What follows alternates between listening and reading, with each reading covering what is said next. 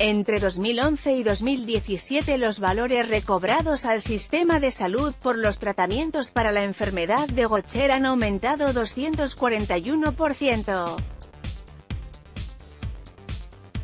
Y Stock Mia Horowitz es profesora de la Universidad de Teléfono Aviv, en Israel. Es genetista y forma parte de la Facultad de Ciencias de la Vida. Desde hace más de 30 años, después de una instancia postdoctoral en el Massachusetts Institute of Technology, MIT, en Estados Unidos, ha tenido una obsesión como investigadora: comprender la extraña enfermedad de Gaucher. Buena parte de sus estudios han estado relacionados con ese mal que forma parte de las llamadas enfermedades huérfanas y cuyos tratamientos suelen estar entre los más costosos de los sistemas de salud. Lea reumatólogos y biotecnológicos, una relación incómoda. En 1999 la profesora Horowitz publicó, junto a varios colegas, un estudio que señalaba una particularidad. La incidencia de esta enfermedad era mucho más alta en población judía askenazí, como se conoce a los judíos que se asentaron en Europa Central y Oriental, para ser precisos, 7,5 veces mayor que en el resto del mundo, donde suele ser baja. En Canadá hay un caso por cada 256.000 nacimientos, en Francia, uno por cada 135.000, y en España, uno por cada 303.000. Colombia no es la excepción, hay un caso por cada 266.000 habitantes. Lea líos en el interior de uno de los grupos médicos más respetados en el mundo. Aunque hay algunos subregistros que imposibilitan tener cifras claras sobre el número de pacientes, nuestro país sí se caracteriza por una excepción: la manera como se están recobrando los medicamentos para tratar ese trastorno. Las inquietudes las intentó resolver la administradora de los recursos del Sistema General de Seguridad Social en Salud, ADRES, que en un informe resumió lo que hay detrás de los pagos que el Estado hace por los tratamientos para la enfermedad de Gaucher. En palabras muy resumidas, quería saber los motivos por los que en 2017 el país, en el régimen contributivo, pagó más de 41.705 millones de dólares por 3 fármacos que se usan para tratar este mal.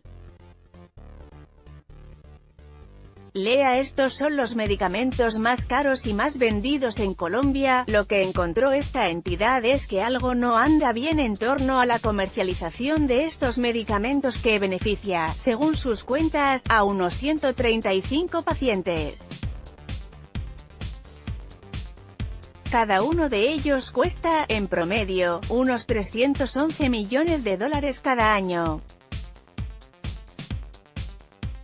La historia es tan compleja como la misma enfermedad y muestra una de las dificultades del mercado farmacéutico: la intermediación de múltiples operadores. Para entenderla vale la pena retroceder unos años. Antes de la década del 90 los médicos solo tenían un camino para tratar la enfermedad de Gaucher: hacer transfusiones sanguíneas, pelear contra las infecciones, suministrar suplementos de hierro y evitar la reducción de glóbulos rojos y blancos. Era la manera de combatir la ausencia de una enzima, la glucocerebrosidasa, que generaba acumulación de sustancias grasosas en el bazo, el hígado, los pulmones, los huesos o el cerebro. Fatiga crónica, deformidad de huesos, retraso en crecimiento, deterioro neurológico, afectación en los riñones, la piel o los ojos eran algunos de los síntomas más frecuentes dependiendo del tipo. Hay 3 de enfermedad.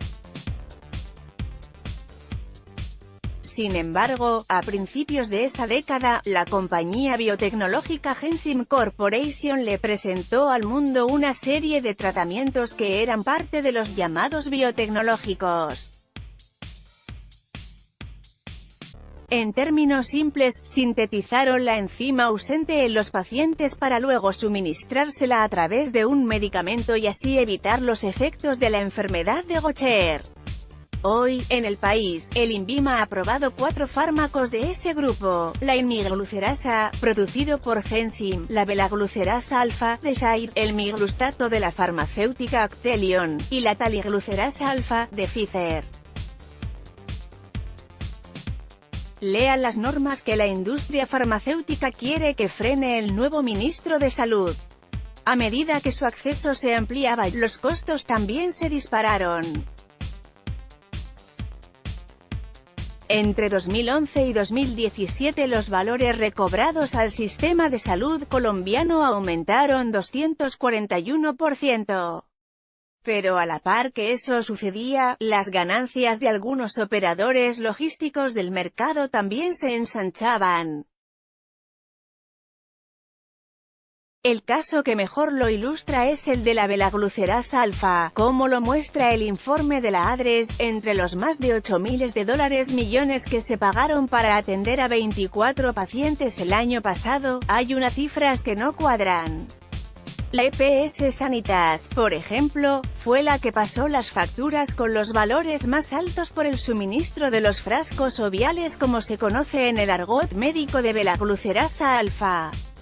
33,1% mayor que el precio al que recobraron las otras EPS y 46,4% más alto que el que aparece en el Sistema de Información de Precios de Medicamentos, SISMED.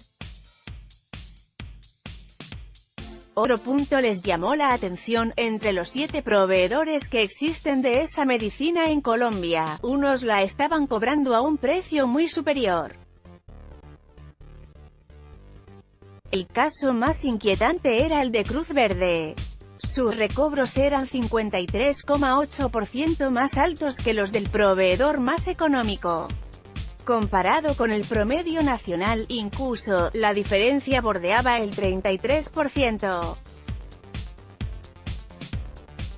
La dispersión en los valores de recobro del principio activo resulta preocupante, más aún cuando es un medicamento de alto costo, apuntaban los técnicos de la ADRES en el informe. Más adelante anotaban: vale la pena explorar por qué algunas EPS están comprando a operadores logísticos que tienen precios hasta 33% mayores al valor del importador del medicamento cuando podrían comprarlo directamente al distribuidor. Los cálculos eran simples. En términos de costo, esto se traduce en que Sanitas, por comprarle a Cruz Verde en lugar de hacerlo al proveedor con menor precio, Audipharma, está generando sobrecostos del orden de $1,60 millones por cada vial de belaglucerasa. En otras palabras, los sobrecostos por cada paciente al mes superan los $33 millones. Esa intermediación hace que Colombia pase de ser el tercer país con el precio más bajo por esa medicina, a ser el séptimo. Si las EPS lograsen eliminar los diferentes intermediarios que se presentan en el caso de la imiglucerasa y la belaglucerasa alfa, y comprándole al proveedor más económico del miglustato, se lograrían ahorros superiores a $1.700 millones en los valores recobrados para la vigencia 2017. Parece ser poco, pero es el equivalente a aumentar en 72 el número de tratamientos para hepatitis C, dice la ADRES. ¿Por qué los precios de droguerías y farmacias Cruz Verde no se ajustan al promedio y son mucho más altos? En 2 páginas enviadas por correo electrónico, ese operador explica que en 2017 compró el medicamento al distribuidor exclusivo y que el hecho de que algunas EPS estén recobrando ese fármaco a un valor inferior, podría implicar que el vendedor o distribuidor exclusivo pueda estar generando distorsiones del mercado al vender el mismo producto a precios considerablemente distintos.